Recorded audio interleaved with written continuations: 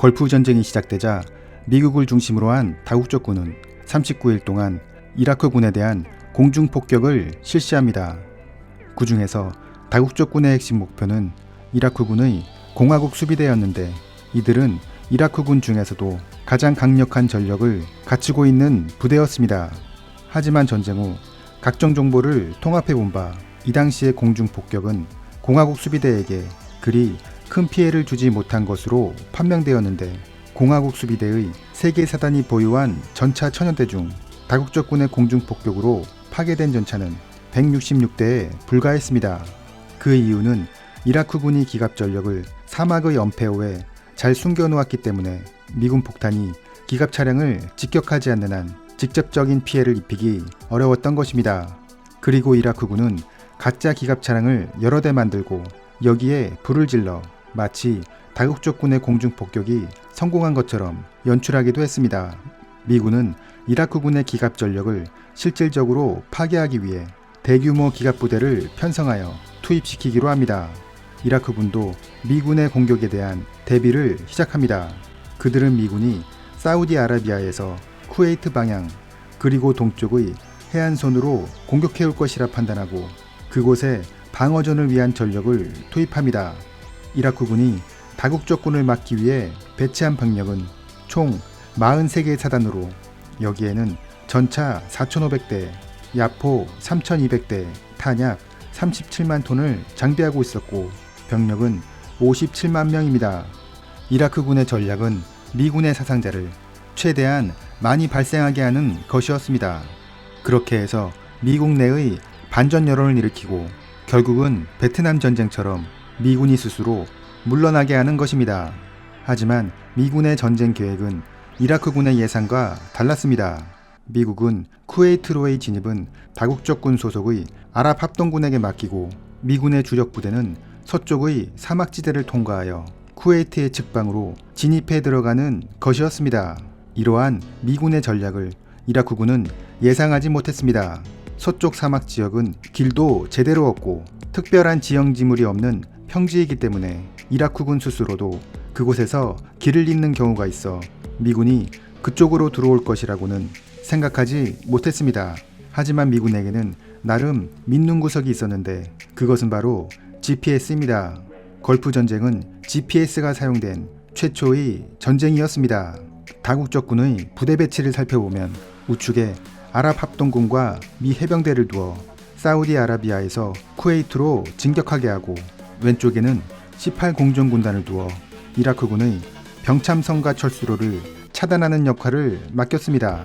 그리고 중앙에는 다국적군의 주력 부대인 미 7군단을 두었는데 이들은 강력한 공격력으로 이라크군의 공화국 수비대를 경멸하는 역할을 맡았습니다.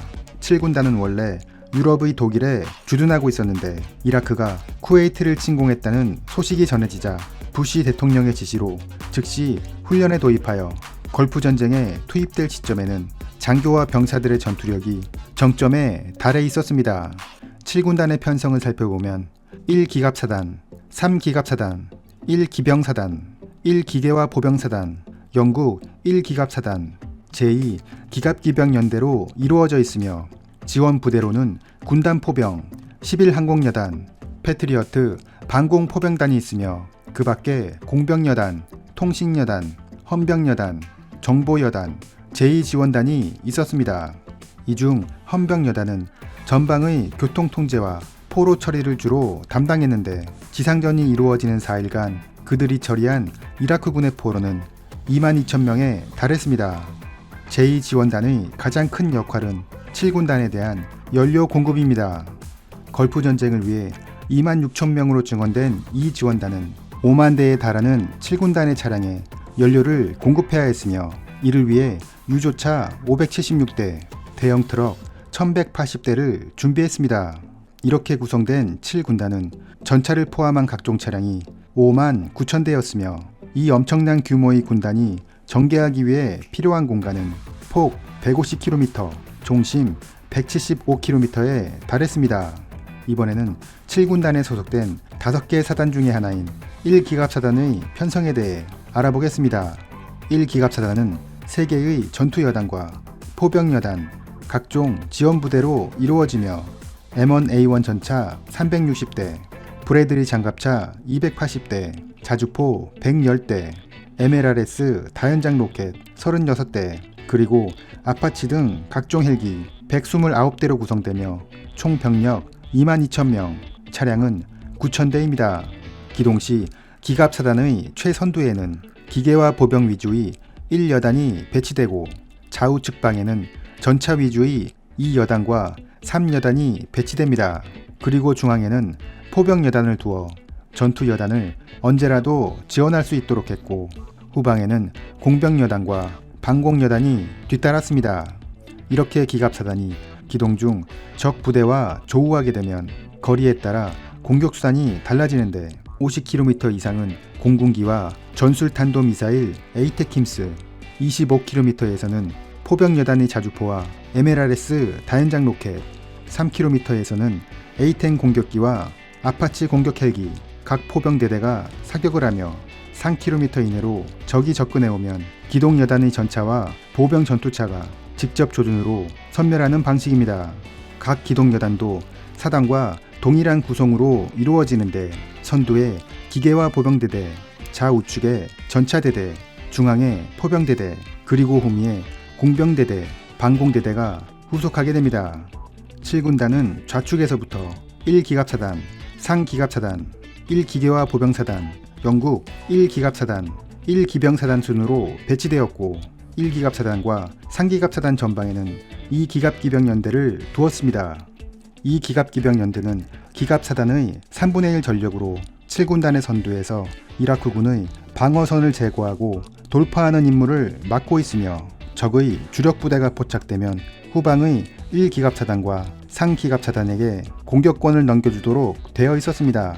73 이스팅 전투는 2기갑기병연대와 1기갑사단, 상기갑사단이 이라크의 전차부대와 벌인 전투입니다. 여기서 73 이스팅은 미군의 군용 지도에 표시된 임의 좌표로 동경 73도를 의미합니다. 1991년 2월 24일 15시 30분 7군단은 포병부대의 공격준비 사격을 시작으로 진격을 시작합니다. 선두의 2기갑기병연대는 별다른 적의 저항이 없었기 때문에 2시간 만에 40km를 이동하여 17시 30분 목표 지점에 도착합니다. 군단장 프랭크스 중장은 1기계화 보병사단장과 2기갑기병연대장을 만나 전차와 장갑차에 야시장비가 장착되어 있으니 그대로 야간 공격을 진행하는 것이 어떻겠느냐고 제안합니다. 하지만 이들 야전부대 지휘관들은 다음과 같은 이유로 야간 작전의 어려움을 보고합니다. 야간에 잘못하여 부대가 분산되면 아군끼리 5인 사격을 할 위험이 있다. 야간에 적의 공격을 받아 병참선이 위태로워질 수 있다. 이라크군에게 야간 전투 능력이 없다는 것을 확신할 수 없다. 그래서 미군은 전진을 멈추고 야간 공격은 아파치 헬기만 수행하도록 합니다. 이러한 결정에 대해 일선 장병들은 불만이 많았습니다. 그들은 오랜 훈련으로 전투력과 자신감이 최고조에 달해 있었고 최첨단의 전차와 장갑차에 탑승하고 있었기 때문에 하루빨리 전투를 치르고 싶은 마음이 있었던 것입니다. 다음 날 아침 7군단의 진격이 다시 시작됩니다. 이날 오전엔 별다른 전투가 없었지만 부대의 진격은 계속 지체되었습니다. 그것은 바로 이라크군의 포로 때문입니다. 미군이 진격하는 도중 이라크군이 계속 투항해 왔는데 처음에는 그들을 일일이 수용하였으나 그 수가 너무 많아 나중에는 그들에게 물과 전투식량만 던져주고 후속하는 헌병부대가 처리하도록 했습니다.